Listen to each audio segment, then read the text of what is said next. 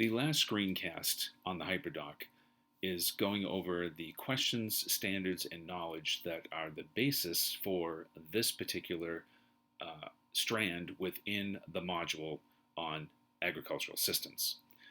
Because this is a social studies component or social studies strand, the questions and standards have to do with social studies and history.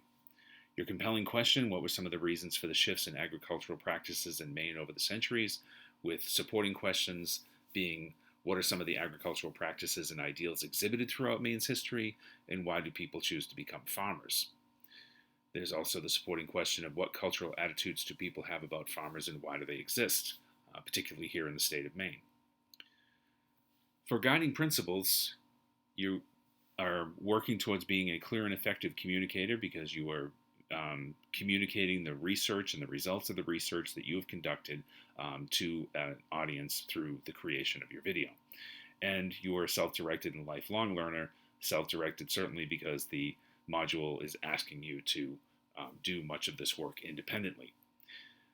Your main learning results standard is that students draw on concepts and processes using primary and secondary sources. Those are the links within the HyperDoc itself. From history to develop historical perspective and understand issues of continuity and change in the community, Maine, the United States, and the world. Now, for the most part, this particular HyperDoc and this strand is having you focus on Maine and the community as far as issues of continuity and change. The knowledge, you're going to need to know factual knowledge, procedural knowledge, and conceptual knowledge, basically asking you what is it you're going to need to know, what is it you're going to be able to do, and what is it you're going to be able to understand.